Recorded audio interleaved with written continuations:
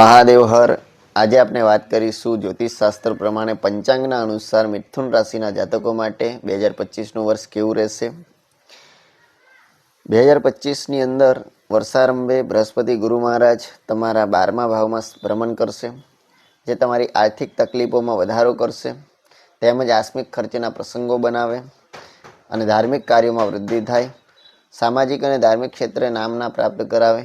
નોકરિયાત વર્ગને કામકાજમાં પ્રગતિ થાય. કોર્ટ કચેરીના કામકાજમાં સફળતા મળે. સ્થાવર મિલકત અંગેના અગાઉ ઊભા થયેલા પ્રશ્નોનું નિરાકરણ આવે. વડીલો તરફથી આર્થિક સાથ સહકાર પ્રાપ્ત થાય. લોન અંગેના કામકાજમાં સફળતા મળે. હરીફો અને પ્રતિસ્પર્ધીઓ ફાવી ન શકે. તમારું પલડું ભારે રહે. 14/5/25થી ગુરુ તમારી રાશિમાં ભ્રમણ કરશે. સંતાનોને આવકમાં વૃદ્ધિ થાય. તેમની પ્રગતિમાં આવતા અવરોધો દૂર થાય. લાંબી યાત્રા મુસાફરીના યોગ બને.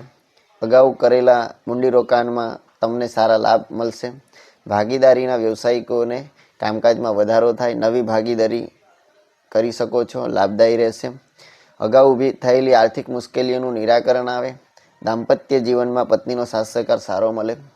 18/10/25થી ગુરુ તમારા બીજા સ્થાનમાં ઉચ્ચનો થઈ અને ભ્રમણ કરશે, જે તમારા માટે શુભદાયી ફલદાયી બનશે. કૌટુંબિક આવક વૃદ્ધિના તમારા પ્રયત્નો સફળ. આ વર્ષ જે છે એ મિશ્ર પ્રકારનું રહેશે. વર્ષારંભે મંગળ તમારા ધનસ્થાનમાં નીચનો થઈને ભ્રમણ કરશે. રાહુ 10મા કર્મસ્થાનમાં, શનિ ભાગ્યસ્થાનમાં ભ્રમણ કરશે. તેથી લોભામણી વસ્તુઓથી સાવચેત રહેવું. લાલચ લોભવાળા પ્રસંગોમાં સર્વપ્રથમ લાભ થાય, ત્યારબાદ નુકસાન વેઠવું પડે. ધંધાકીય કાર્યમાં મહેનત પરિશ્રમ વધુ રહે. કામના પ્રમાણમાં આવક ઓછી મળે. ધંધાકીય નાણાંની અછત તમારી અસ્વસ્થતામાં વધારો કરે. ખર્ચ પર નિયંત્રણ ન રહેતા તમારી આર્થિક મુશ્કેલીઓ વધે. પરિવારના સભ્યો સાથે નાણાકીય બાબતે સંઘર્ષ ઊભો થાય. સરકારી ક્ષેત્રમાં સંકળાયેલા માટે કેટલીક સમસ્યાઓથી રાહત મળે. 21 તારીખ 1લો મહિનો 2025થી તારીખ 2/4/25ના સમયમાં કોઈ પણ સંજોગોમાં આવક વધારવાના પ્રયત્ન કરશો. પૈસા કમાવાની તાલાવેલી લાગશે. જમીન મકાનની લેવેચના કાર્ય કરતા હોય તો સંભાળીને ચાલવું. તે અંગેના ધંધાર્થીઓને સફળતા ન મળે. વ્યવસાયિક કાર્યોમાં વિદેશ સાથે સંકળાયેલા હશે તેમને લાભ થશે. મોજશોખ અને ભૌતિક સુખ સાધનોની ખરીદી કરી શકશો. 2/4/25થી 6/6/25ના સમયમાં પરિવારે સભ્યોએ ખર્ચ પર નિયંત્રણ રાખવું જરૂરી છે. સંતાનોના ખોટા નિર્ણયમાં કારણે આર્થિક મુશ્કેલી સહન કરવી પડે. 14/5/25થી ગુરુ તમારી રાશિમાં આવશે, જે તમારા આત્મબળમાં વધારો કરશે. ભાગીદારીના વ્યવસાયમાં અવરોધો છતાં એક આવકમાં વધારો પ્રાપ્ત કરી શકશો. 6/6/25થી 28/7/25ના સમયમાં કોઈ સાહસ કરવું હિતાવહ નથી. અગાઉ કરેલ રોકાણ કે વ્યવસાયનો લાભ પ્રાપ્ત થાય.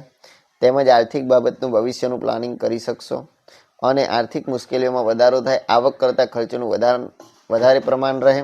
તેમજ ભાઈ બહેનોના કામકાજમાં આર્થિક સહાયતા કરવી પડે, પરંતુ આર્થિક બાબતે તેમના દ્વારા દગો કે વિશ્વાસઘાત ન થાય તે અંગે સાચવવો. 18/10/25થી તમારી કૌટુંબિક આવકમાં વધારો થાય. પરિવારના સભ્યોને આર્થિક પ્રગતિના ચાન્સ મળે. પરિવારની દ્રષ્ટિએ વાત કરીએ તો આ સમય મધ્યમ પસાર થાય. મંગળ આ વર્ષમાં તમારા બીજા સ્થાનમાં નીચ રાશિમાં ભ્રમણ કરશે. રાહુ તમારા 10મા સ્થાનમાં અને કેતુ 4થા સ્થાનમાં, જે તમારી કૌટુંબિક સુખાકારીમાં ઘટાડો કરે. પરિવારના સભ્યોમાં આંતરિક વિખવાદ રહે, પરંતુ પરિવારના સભ્યોનો પ્રેમ અને અરસપરસ સદભાવનાથી મોટા નુકસાનમાંથી બચાવ થાય. તારીખ 21/1/25થી મંગળ તમારી રાશિમાં વક્રી થઈ ભ્રમણ કરશે, જેથી બુદ્ધિમાં ઉગ્રતા વ્યગ્રતાની સાથે ચાતુર્યતા પ્રાપ્ત થાય. વાદ વિવાદ અને દલીલોમાં અગ્રેસર થઈ તમારો વિજય થાય. જીવનસાથી સાથે સંઘર્ષ રહે અને વડીલોની તંદુરસ્તીથી કાળજી રાખવી. તેમને કોઈ આકસ્મિક બીમારી આવી જાય. 2/4/25થી 6/6/25ના સમયમાં સંતાનની પ્રગતિમાં અવરોધો આવે, છતાં તેમને સફળતા મળશે. અને તમારે સંતાન જો ઉચ્ચ ડિગ્રી પ્રાપ્તિ માટે અભ્યાસ કરતા હશે તો તેમને ઈચ્છિત સફળતા પ્રાપ્ત થશે. 14/5/25થી અવિવાહિતોના વિવાહ માટે સારા ચાન્સ મળે. સંયુક્ત કુટુંબમાં નાની નાની બાબતોમાં ઘર્ષણ થાય. 6/6/25થી 28/7/25ના સમયમાં ભાઈ બાળુ સાથે વ્યવહારમાં સંભાળવું. પરિવારના તથા બહારના વિરોધી તત્વો તમારી સામે ટકી શકે નહીં. પતિ પત્ની સિવાયના પરિવારના સભ્યોને તમે સહાયરૂપ તથા દાંપત્ય જીવનમાં કડવાશ અનુભવાય. 28/7/25થી 13/9/25ના સમયમાં વડીલો તરફથી ચિંતામાં વધારો થાય. આર્થિક પ્રશ્નોના કારણે તમારી મૂંઝવણમાં વધારો થાય. 13/9/25થી 27/10/25ના સમયમાં સંતાન માટેના કાર્યો કરવાની વિશેષ તકો સાંપડે.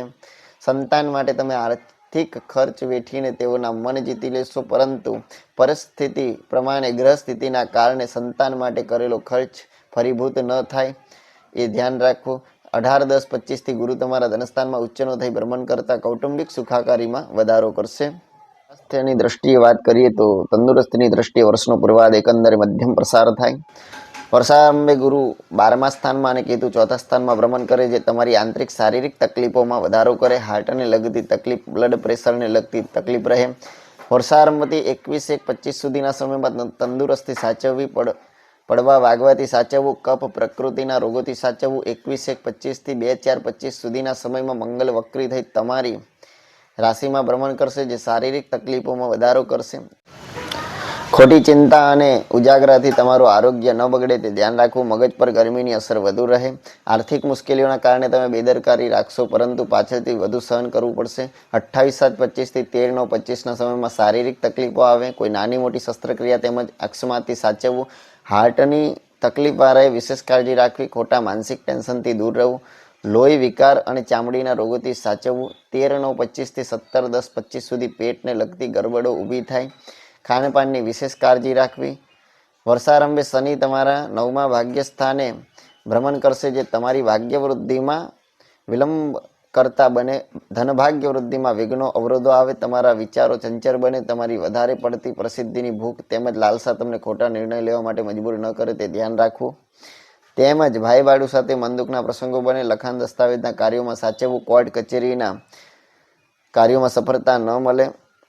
29-3-25 થી શનિ તમારા 10મા કર્મ સ્થાને આવશે, જે તમારા મહેનત પરિશ્રમમાં વધારો કરે. વ્યવસાયિક ક્ષેત્રની અંદર વધુ કાળજી રાખવી. જરૂરિયાત અનુસાર માલની ખરીદી કરવી. કોઈ મોટું રોકાણ કરવું નહીં. મકાન વાહન અંગેના કામકાજ ટાળવા હિતાવહ છે. નવું મકાન લેતા હોય, નવું વાહન લેતા હોય તો અત્યારે ટાળી દેવું. 29-3-25 થી 18-5-25ના સમયમાં ધંધા વ્યવસાયિકોએ વિશેષ કાળજી રાખવી. કોઈ ખોટું રોકાણ થતા આયોજનોનું બીજ રોપાય, તેમાંથી બહાર નીકળતા આંખે પાણી આવી જાય. દાંપત્ય જીવનમાં નાની બાબતમાં ગેરસમજ ઊભી થાય. જીવન સાથીની તંદુરસ્તી અંગે ચિંતા રહે. વર્ષારંભે રાહુ તમારા 10મા સ્થાને, કેતુ 4થા સ્થાનમાં ભ્રમણ કરે છે. તે ધંધા વ્યવસાયિકોએ સાવચેતીપૂર્વક કામકાજ કરવા. સ્થાવર મકાન અંગેના કૌટુંબિક ઊભા થયેલા પ્રશ્નો ટાળવા હિતાવહ છે. વડીલોની તંદુરસ્તીથી સાચવવી. વાહન ચલાવવામાં અને ઇલેક્ટ્રોનિક સાધનોના ઉપયોગમાં કાળજી રાખવી. 18-5-25 થી રાહુ તમારા 9મા ભાગ્ય સ્થાને, કેતુ 3જા સ્થાનમાં ભ્રમણ કરશે. તમે ધર્મથી વિમુખ થશો. ધાર્મિક આડંબરો વધે. સાહસિક કાર્યોમાં વિશેષ કાળજી રાખવી. મિત્રોથી વિશ્વાસઘાત થાય. સ્ત્રીઓ માટે આ વર્ષ મધ્યમ પસાર થાય. સાંસારિક ઉપાધિઓમાં વધારો થાય. માનસિક શાંતિ રાખવી પડશે.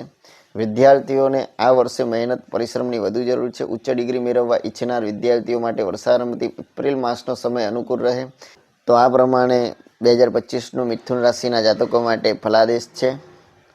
આવા જ જ્યોતિષના વિષય લગતા વિડીયોને જોવા માટે અને ગ્રહ નક્ષત્રની સ્થિતિ તેમજ તમારા જન્મ પત્રિકા બતાવડાવવા માટે તથા બનાવવા માટે સંપર્ક કરો. અને આવી જ જાણકારી પ્રાપ્ત કરવા માટે આવા વિડીયો જોતા રહો.